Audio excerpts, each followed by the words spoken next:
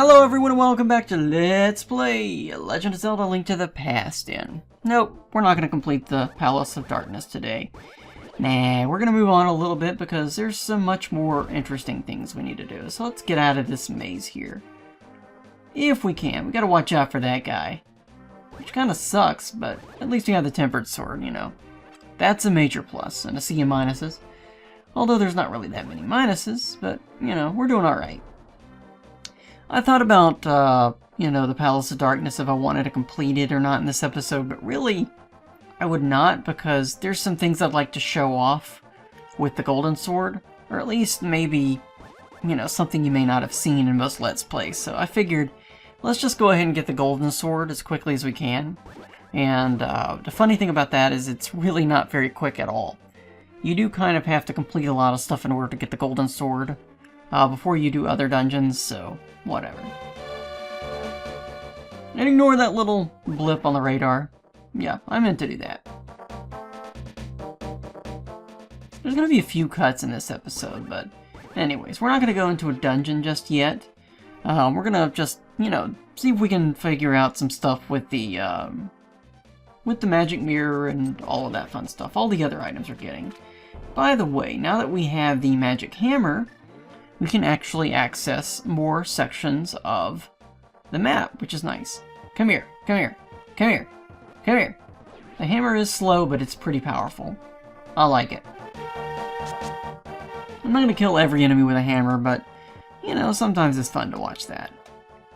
And with the hammer, you can do that sort of thing, which is nice. Get rid of these little pins, which I don't know if they're made of rubber or what, but they sound like they're made out of metal. Or something, some sort of cheap tin. I don't know where the sound effect came from, but oh well.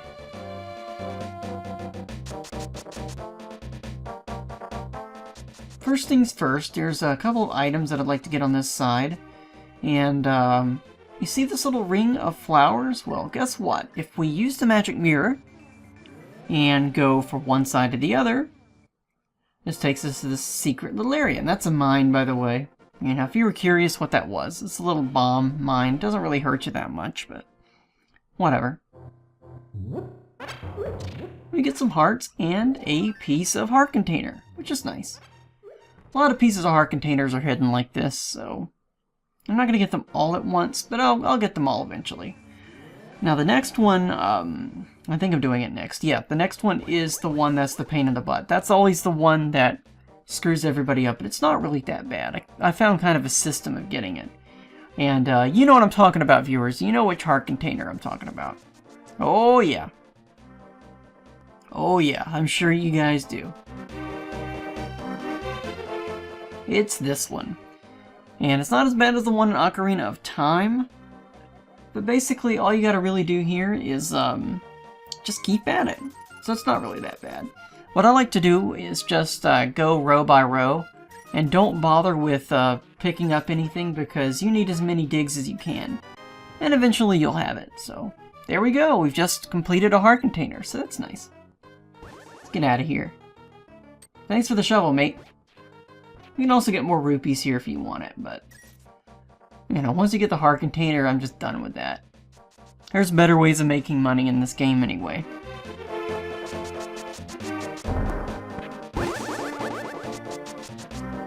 Now we can't really do much by going north. We have to kind of loop back around a little bit, and I'll show you why. It's basically because the particular item in the Thieves dungeon, if you know what I mean, is needed in order to get to certain places in the Dark World. And you kind of saw that really when I went for the Tempered Sword early.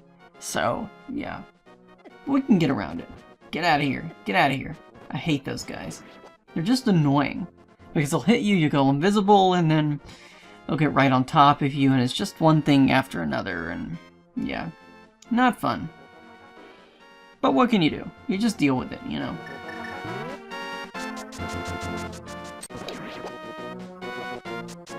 Now what I want to do is move north here, because if we play the flute for this little weather vane here, which, you know, is obviously very important in this town. They need to know where the wind's coming from. Obviously. I mean, don't you? Everybody's got a weather vane in the middle of their garden. I mean, I know I do. Don't you? Nah, just kidding. Anyways, this little guy, this actually tripped me up the first time I played this game back when I was a kid. Because the bird just flies off, and you're thinking, like, am I supposed to catch it with a net or something? No, you're just supposed to play the flute again. And, yeah, there you go.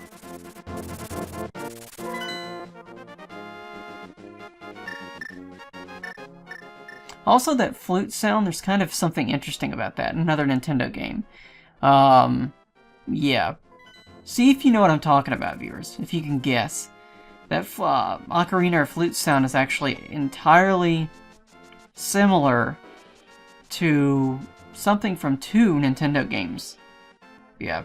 If you can guess what those are, yeah, I'd be very impressed.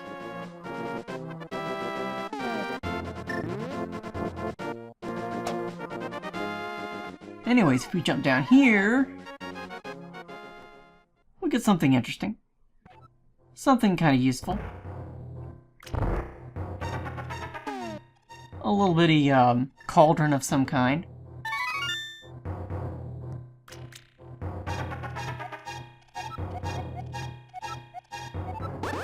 I like this guy. He's so passive-aggressive, and the funny thing is it makes it sound like what he's doing is going to hurt you. But really it's not. I mean, he's just really incompetent. And this is really useful because those medallions, yeah, they eat up a lot of magic, and we're going to need this. Basically, it makes it sound like he's dropping your magic power by half, but it just drops the consumption by half. So really you have twice as much magic powder. Or magic power, that is, than you would normally. So that's pretty nice. And I like that A Link's Awakening did this several times, you know, and kind of brought that little joke back. Come here. There we go. So, can you guess where we're headed next? Well, I mentioned that we don't have the Titan's Mitt yet, and it would be nice if we did, but we're not going to go there just yet. I wanted to show with this bird here that you can just kind of fly around, and that's pretty nice. There's definitely something over here I wanted to check out.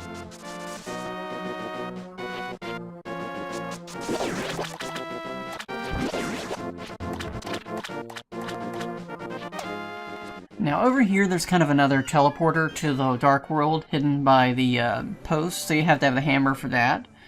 But this takes you to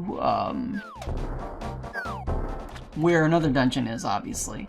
But it also takes you to another couple of items, so let's check that out. I always thought that C was kind of weird, if that was like C: or something. I don't know. I never really figured that one out. Looks like C: to me. For those of you DOS fans out there.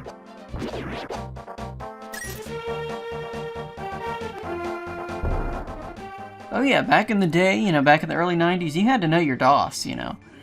And you had DOS shell if you were lucky. And I need to probably redo that teleportation. So, yeah, you kind of have to go a little bit further in this little area.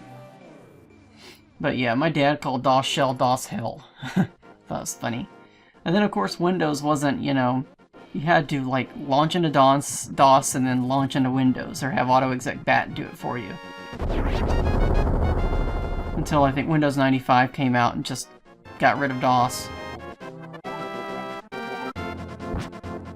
You know, back then, 640K, that's all you really needed, you know? Had to make sure your extended memory could cover games like, you know, Seventh Guest and all of that fun stuff.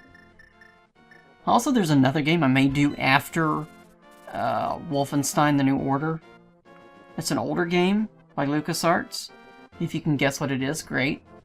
I'm going to try to find it. I think I got a different way of recording it. I couldn't record it the last time I tried it, but I'm going to try it this way. I think I figured something out.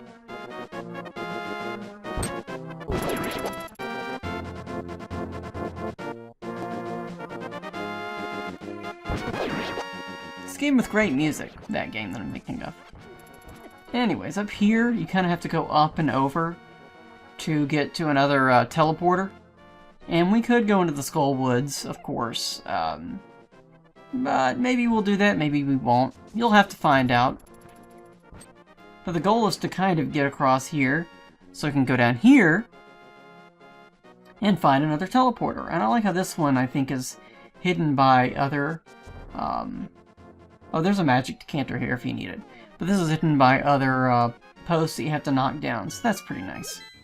So let's go into here and let's go back to the Skull Woods, maybe, and see what we can find.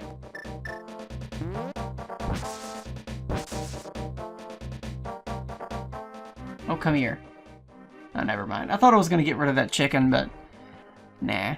And there's nothing in there on the Dark World. But it's nice that that magic decanter was there, you know. And we could go into the Skull Woods. That would be interesting. But we also need the Titan's Myth too, so where do you think we're going to head to?